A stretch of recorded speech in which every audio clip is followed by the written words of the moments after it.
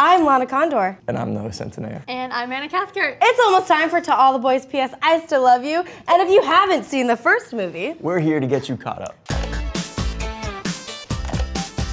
It all starts with my character, most important, Kitty. Okay, down Kitty. It all starts with our beautiful Lara Jean Covey. Lara Jean is a high school junior who has a lot going for her. A loving family, great friends, amazing clothes, a kick-ass bedroom. But one thing she hasn't had yet is a boyfriend. Now that doesn't mean that she doesn't want a boyfriend. In fact, she wanted several boyfriends throughout her life. But she was never ready to share her feelings, so she settled for romance novels and pouring her crushes into neatly packaged letters. My letters are my most secret possessions. There are 5 total.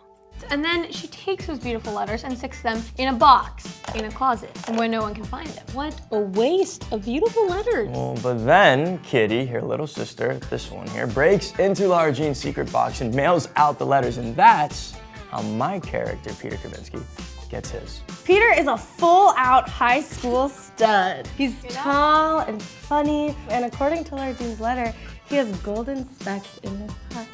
I see them. They're there. Give your winning smile. Hi. Hi. How you doing? Good. Yeah? He's the most popular guy at school. And what do popular guys in school have? Equally popular girlfriends. Peter's boo is Jen, but we will get to her later. See, now Peter gets the letter and of course goes to confront Lara Jean, even though his relationship with Jen is on the rocks. He hasn't really thought of Lara Jean since they kissed during Spin the Bottle back in 7th grade. Lara Jean is minding her own business during PE class when Peter finds her on the track. At first, she's a little confused about why Peter's talking to her, especially about not wanting to date her. And that's when she notices he's holding the old love letter in his hand. Overwhelmed with her private feelings being out in the open, Lara Jean faints on the track. Classic. Dramatic. And understandable. When Lara Jean wakes up, she sees another one of her love letters heading in her direction. This one is in the hands of her childhood friend, Josh, who also happens to be her older sister, Margot's ex-boyfriend. Margot broke up with Josh when she went to college in Scotland. The heartbreak nearly killed him. Yeah, get it? Because he's going to Scotland. Killed. Hate that. Lara Jean has always crushed on Josh, but knew it would never go anywhere because of Margot. So, just like the rest of her crushes, she pours her feelings into a private letter. Which is now, again, thanks to Kitty, no longer private. Back to the track. To avoid talking to Josh, Lara Jean kisses Peter Kavinsky in a moment of panic and then runs off. Cut to Lara Jean doing the classic high school move where you sit in the bathroom stall evaluating your life, wondering if all her letters were mailed out, when she gets final, absolute confirmation. Hey, Lara Jean, you in there?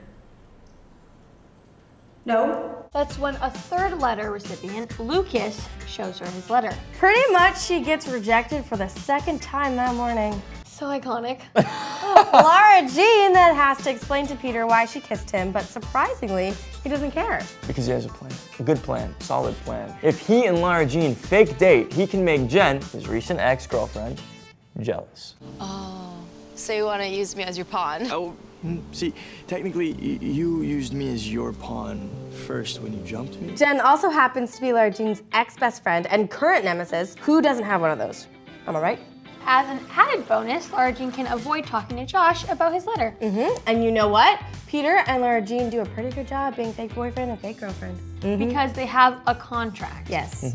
See, Peter and Lara Jean have everyone absolutely convinced that they are actually together, not just faking it, which is made very clear by a conversation Peter and Jen accidentally have right on top of Lara Jean. Oh, yes. Am I supposed to just wait around for you like an idiot while you're off with this college guy? I mean, We should get out of here. This sounds private. Don't forget the pocket spin, okay? Everybody loves the little pocket spin. They do such a good job. Lara Jean starts to fall for it herself. So she tries to call things off with Peter when she realizes she's starting to catch real feelings. Josh and I are cool.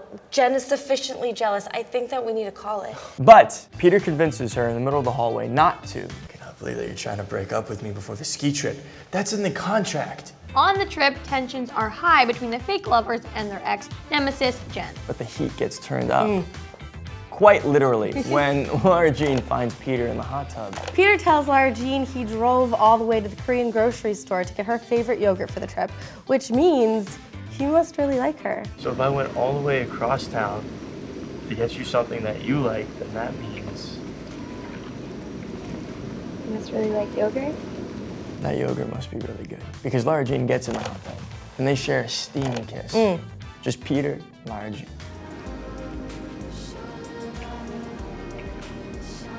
And everybody else on the trip, because somebody took a little video of them and put it on Instagram, but Lara Jean doesn't know that yet. She also doesn't know that Peter spent the night in Jen's room after the hot tub until Jen confronts her when they get back to school. Naturally, Lara Jean dumps Peter, just like that. This is over in every possible way. Hey, Lara Jean, can we just talk about this? Let me drive you home. I'll explain everything to you. I would rather walk home. But what's the cure for any breakup? Real or fake?